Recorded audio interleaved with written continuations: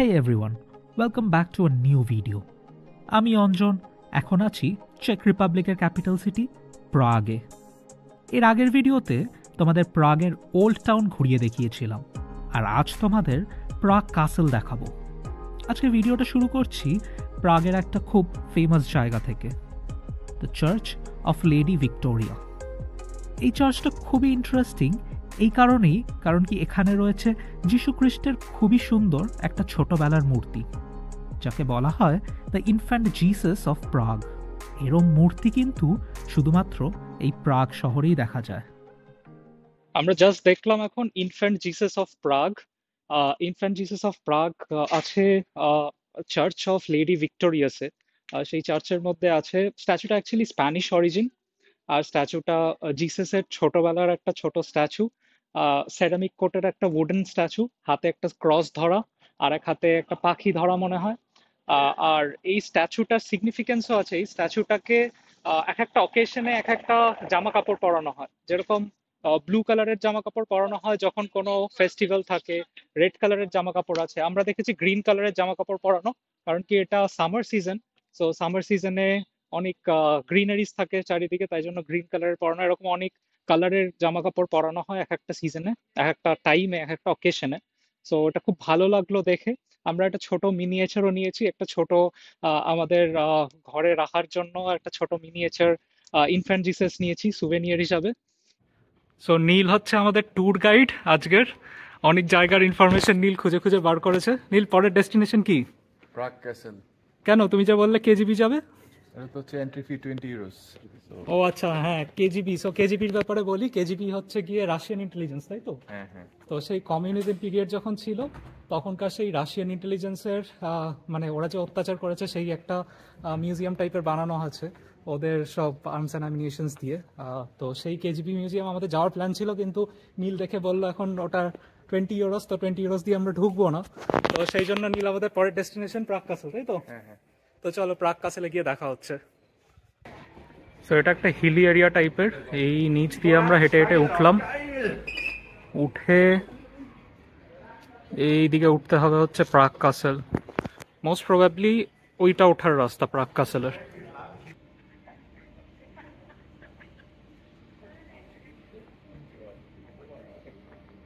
So ওই নিচ থেকে এলাম আমরা, ওই নিচ থেকে প্রাগ সিটি থেকে ওপরে উঠতে উঠতে উঠতে উঠতে এলাম পাহাড়ের ওপর। হাঁপিয়ে গেছি, তাই নিয়ে নিয়েছি একটা ফ্রাপেচিনো। এটা হচ্ছে ক্যারামেল ফ্রাপেচিনো, আর এটা হচ্ছে ব্লুবেরি মাফিন। সো এটাই খাবো এখন। প্রচুর গরম লাগছে, প্রচুর রোদ, তাই ঠান্ডাই নিলাম, ঠান্ডা কফি নিলাম। গরম কফি খেতে ভালো লাগছিল না, এটা বেশ ভালো খেতে। তো চলো এবার যাবো আমরা, এটা খেয়ে শেষ করে তারপর প্রাগ কাসেল যাব। গিয়ে প্রাগ কাসেলে কথা হচ্ছে। কফি খাওয়া শেষ, চলে এলাম ওইখানটায় বসে কফি খাচ্ছিলাম, ওখানে স্টারবাকসটা ছিল। আর ওইটা হচ্ছে পুরো প্রাগ সিটির প্যানোরামিক ভিউ একটা। তো খুব সুন্দর একটা জায়গা, এই সুন্দর জায়গাতেই আছে প্রাগ কাসেল। এই ঠিক পেছনেই আমার প্রাগ কাসেল। সো প্রাগ কাসেলে চলে এলাম। ভেতরে ঢুকবো কিনা জানি না, হয়তো টিকিট লাগে, গিয়ে দেখতে হবে। কিন্তু খুব সুন্দর জায়গাটা, সুন্দর একটা সিটির সুন্দর ভিউ, প্রাগের সুন্দর একটা ভিউ। আর তার ঠিক পাশেই প্রাগ কাসেল। দুজন গার্ড দাঁড়িয়ে আছে সামনে, সব কাসেলেই থাকে যেরকম। সামনে দুজন গার্ড আছে। এখান দিয়েই কি ভেতরে ঢোকা যায় সেটা শিওর না, দেখতে হবে সেটা। লোকজন বেরোচ্ছে দেখতে পাচ্ছি।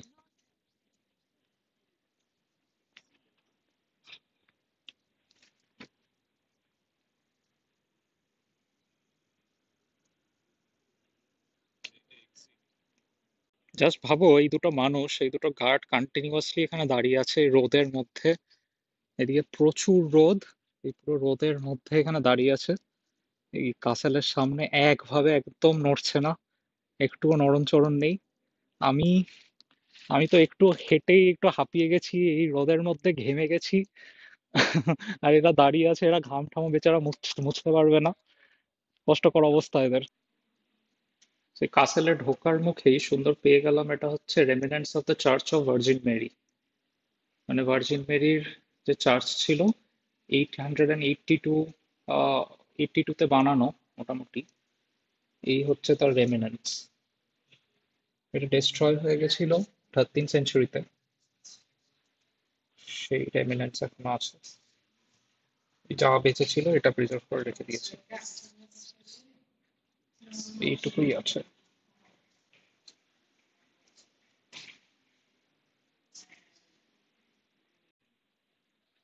আর ওই রেমিনেন্টস, ওই নিচে হচ্ছে রেমিনেন্টস গুলো।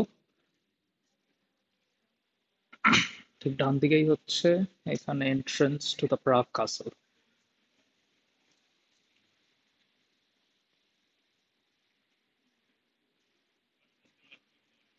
এই ভেতর দিকে হচ্ছে প্রাগ কাসল, অ্যাকচুয়ালি আরো ভেতরে। এটা হচ্ছে পুরো এরিয়াটা, এই পুরোটাই অ্যাকচুয়ালি প্রাগ কাসলেরই এরিয়া বলা যায়।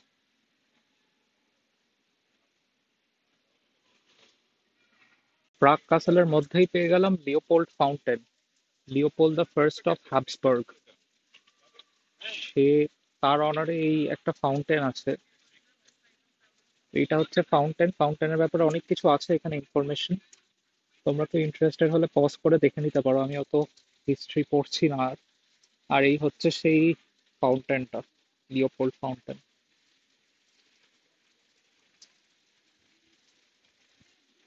এটা হচ্ছে প্রাগ কাসেল এরিয়া।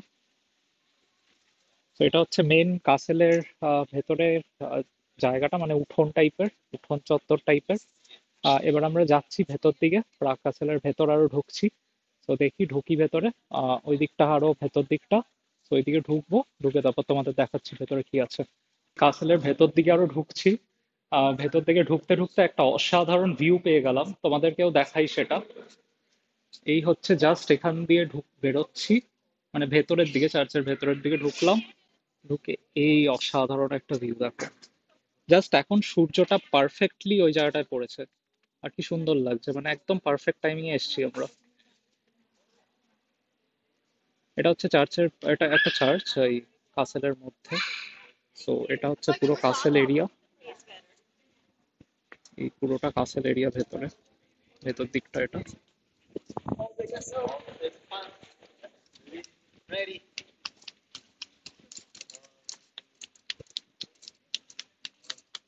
প্যালেসের ভেতরটা ঘুরছি। খুব সুন্দর একটা অ্যাম্বিয়েন্স ভেতরে, বিশাল বড় চত্বর, আর সানলাইটটা একদম অসাধারণ পড়ছে এখন, মানে এখন পরন্ত বিকেল, জাস্ট বিকেল হচ্ছে আর খুব সুন্দর সানলাইটটা পড়ছে, তোমাদের যেরকম দেখালাম চার্চের একদম ওই বড় গোল স্ট্রাকচারটার ওপর পড়ছে। তো খুব সুন্দর লাগছে এখন। এই পুরো কাসেল এরিয়া এটা। ভেতরে আমরা ঢুকবো না, ভেতরে ঢুকে ভেতরে অনেক আর্টিফ্যাক্টস, অনেক পেন্টিংস আছে, তো ওসব আমরা দেখবো না, অনেক প্রচুর হিস্ট্রি আছে। তো এই পুরো হচ্ছে প্রাগ কাসেল, সুন্দর বেশ, বিশাল এরিয়া নিয়ে বানানো, বিশাল বড়। এই চত্বরটাই বিশাল বড়, মানে প্রচুর বিল্ডিংস আছে এর মধ্যে, কানেক্টেড সব বিল্ডিংস, পুরনো অনেক চার্চের রেমিনেন্ট আছে, সেগুলো দেখালাম তোমাদের। এইদিকে সব এক একটা বিল্ডিং এক একটা সময় বানানো, মানে দেখেই বুঝতে পারছো একটা কত পুরনো বিল্ডিং, আর তার থেকে কম্পারেটিভলি একটু মডার্ন। তো হ্যাবসবুর্গ ডাইনাস্টির মোটামুটি রুলার্সরা এই পুরো কাসেলটাকে ডিফারেন্ট পিরিয়ডে ডিফারেন্ট ভাবে সাজিয়েছে। তো এটা পুরো হ্যাবসবুর্গদের আন্ডারে ছিল তখনকার। তখনকার যে হাঙ্গারিয়ান মোনার্কি ছিল হ্যাবসবুর্গ, তো সেই হ্যাবসবুর্গদের আন্ডারেই এই ব্যাপারটা ছিল পুরোটা। তো তারা মানে অনেকটা সময়ের, তো তো অনেকটা সময়ের ওই পুরোনো দিনের রাজারা পুরোনো পুরোনো আর্কিটেকচার নতুন। 1918-এ মনে হয় হ্যাবসবুর্গদের ডাইনাস্টি শেষ হয়। সো ওই ওই 1800s এর ওই পিরিয়ডটা অনেক লোকজন নতুন নতুন কিছু বানিয়েছে। তো সেই জন্য একটা পুরোনো আর মডার্নের একটা মিলমিশ আছে পুরো কাসেলটাতে আমি বলবো। আর এইদিকে সুন্দর বেশ পেন্টিং টাইপের করা এই দেয়ালে, চার্চের দেয়ালটায়। এখানে রেনোভেশন হচ্ছে, খুব সুন্দর রেনোভেট করে রাখে বলেই এই ব্যাপারগুলো এখনো মডার্ন হয়ে আছে, এখনো নতুন হয়ে আছে।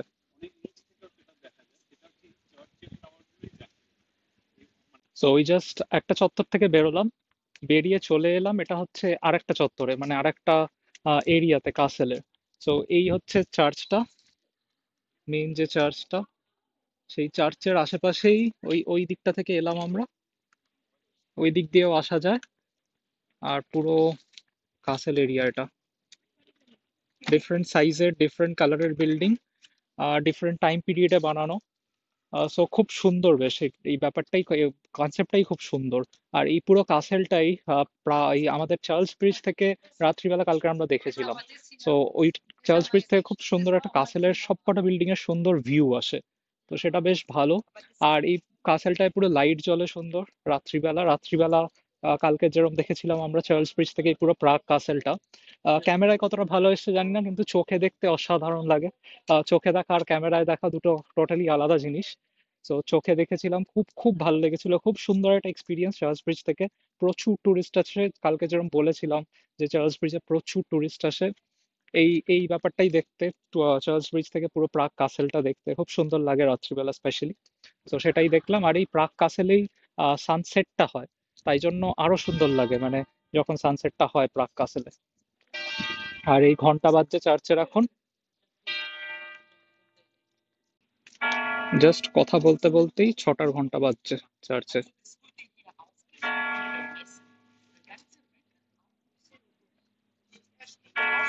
এই কাসেলের মেন এরিয়াটা থেকে বেরোতে বেরোতে এলাম, ওই পেছনটা থেকে এলাম বেরিয়ে। এখন নিচের দিকে নামতে হবে আবার, এই পুরো কাসেলের বাড়িঘর আশেপাশে, ওই নিচের দিকে নামতে হবে ওইদিকে। কি কালারফুল বাড়িগুলো, মানে পুরো প্রাগেই কি সুন্দর কালারফুল বাড়ি। এখানেও তাও সিম্পল, কিন্তু মেন সিটিতে আমার নিচের দিকে খুব কালারফুল বাড়ি। নিচটাকে অ্যাকচুয়ালি লেসার টাউন বলা হয়, আর এই উপরটা হচ্ছে হাই টাউন। এটা মোটামুটি ইউরোপের সব জায়গায় দেখেছি আমি, যেরকম লুক্সেমবুর্গে দেখেছিলাম স্পেশালি হাই টাউন আছে, একটা লো টাউন আছে। তো এটা মোটামুটি মনে হয় ইউরোপের সব, যেখানেই মোনার্কি ছিল বা যারা রাজারা ছিল সেখানে একটা হাই টাউন লো টাউন কনসেপ্ট ছিল। তো এই নিচের দিকে নামছি আমরা এখন, এই দিকটা যাচ্ছি। ওইদিকে চার্লস ব্রিজ, চার্লস ব্রিজে সানসেট হবে, সানসেট দেখতে সবাই যায়, মানে স্পেশালি এই প্রাগ কাসেলে, স্পেশালি প্রাগ কাসেলে সানসেটটা হয়, আর চার্লস ব্রিজ থেকে সেটা দেখে লোকজন। তো এই ব্যাপারটাই দেখতে প্রচুর টুরিস্ট যায়, ভিড় করে। তো আমরাও যাচ্ছি সেই চার্লস ব্রিজের দিকে এখন। চার্লস ব্রিজটা আবার হেঁটে ক্রস করব। আর চার্লস ব্রিজের কিছু ইন্টারেস্টিং ফ্যাক্টস আছে যেটা আমি কালকের গুগলে দেখেছি, কালকে রাত হয়ে গেছে বলে তোমাদের আর দেখাতে পারিনি। তো সেই ইন্টারেস্টিং জিনিসগুলো আমি দেখাবো, আজ শেয়ার করবো চার্লস ব্রিজের ব্যাপারে। সো চলো এবার যাই চার্লস ব্রিজ, তারপর দেখাচ্ছি তোমাদের। কাসেলের মেন এক্সিট বলতে পারো, মানে জাস্ট এক্সিট পয়েন্ট থেকে বেরোচ্ছি, আর বেরিয়ে খুব সুন্দর একটা ভিউ। এই হচ্ছে মেন এক্সিট থেকে বেরোচ্ছি,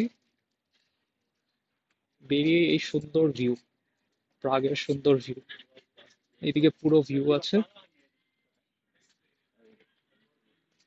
অসাধারণ লাগছে দেখতে।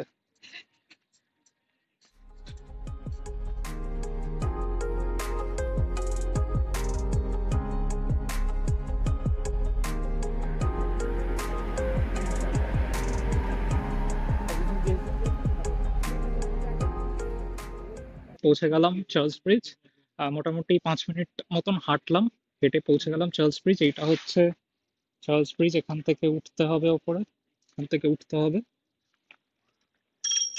এখনো লাইট জ্বালায়নি, কিন্তু এখন আস্তে আস্তে সন্ধ্যা হচ্ছে, লাইট জ্বালাবে। লাইট জ্বাললে খুব সুন্দর লাগবে। আমরা ওপরটায় উঠবো এখন। চার্লস ব্রিজের ধারে ধারে এরকম সুন্দর সুন্দর স্ট্যাচু করা আছে, সুন্দর সুন্দর ফিগার্স করা আছে। দু সাইডে দুটো করে করা আছে, এদিকে একটা ওদিকে একটা। আর সুন্দর লাইট জ্বালিয়েছে এখন চার্লস ব্রিজে, আস্তে আস্তে জ্বালাচ্ছে, সন্ধ্যা হচ্ছে আস্তে আস্তে।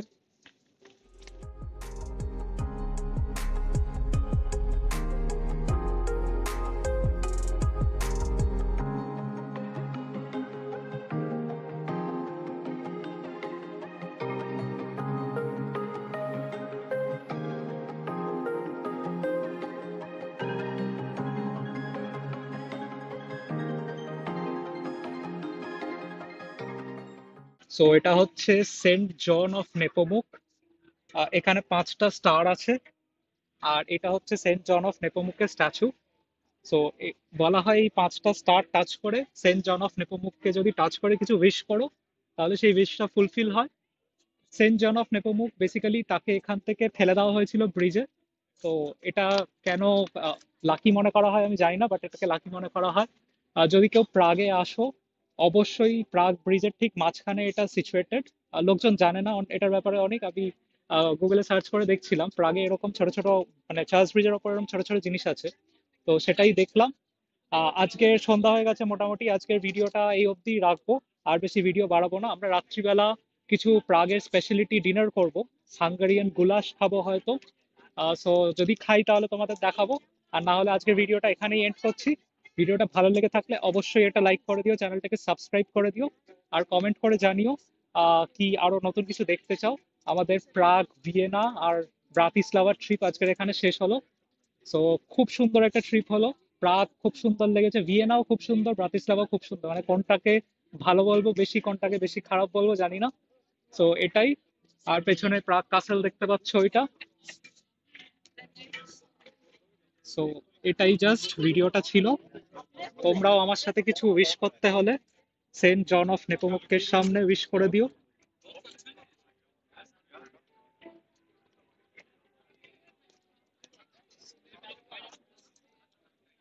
তো আজকের মতন টাটা, দেখা হচ্ছে পরের নতুন ব্লগে, দেখা হচ্ছে পরের নতুন কোনো দেশে। না না, দাঁড়াও দাঁড়াও, ভিডিওটা এখনো শেষ হয়নি। রাতের সুন্দর প্রাগের ওল্ড টাউন স্কোয়ারটা তো একবার দেখে নাও। আমরা ওই সুন্দর প্রাগের মাঝখানে খুঁজছিলাম একটা অথেন্টিক চেক কুইজিনের রেস্টুরেন্ট, কারণ প্রচুর খিদে পেয়েছিল আর ডিনারও করতে হবে। তাই খুঁজতে খুঁজতে পেয়ে গেলাম একটা ট্রেডিশনাল চেক রেস্টুরেন্ট ওল্ড টাউন স্কোয়ারের ঠিক পেছন দিকে। সেই ওল্ড ইউরোপিয়ান বোহেমিয়ান থিমড একটা সুন্দর রেস্টুরেন্ট, পুরোনো দিনের অনেক অ্যান্টিক দিয়ে সাজানো। রেস্টুরেন্টটায় ঢুকেই মনে হলো যেন 200 বছর পিছিয়ে গেলাম। আমরা নিয়ে নিলাম একটা হাঙ্গারিয়ান গুলাশ, খুবই ট্রেডিশনাল একটা সেন্ট্রাল ইউরোপিয়ান খাবার। এটা একটা কৌটোর মতন শেপের ব্রেড থাকে, আর তার মধ্যে থাকে মাংসর কারি। আর এই পুরো জিনিসটাই কিন্তু খাওয়া যায়। এর সঙ্গে নিলাম ফ্রাইড ব্রেড আর রাইস গুলাশ দিয়ে খাওয়ার জন্য। খাওয়া শেষে এবার বাড়ি ফেরার পালা। কিন্তু ফেরার আগে চার্লস ব্রিজের ওপর আমরা শুনে নিলাম একটা খুবই পুরোনো দিনের মিউজিক্যাল ইনস্ট্রুমেন্ট আর তার অসাধারণ মিউজিক। আর সেটা দিয়েই আজকের ভিডিওটা শেষ করলাম।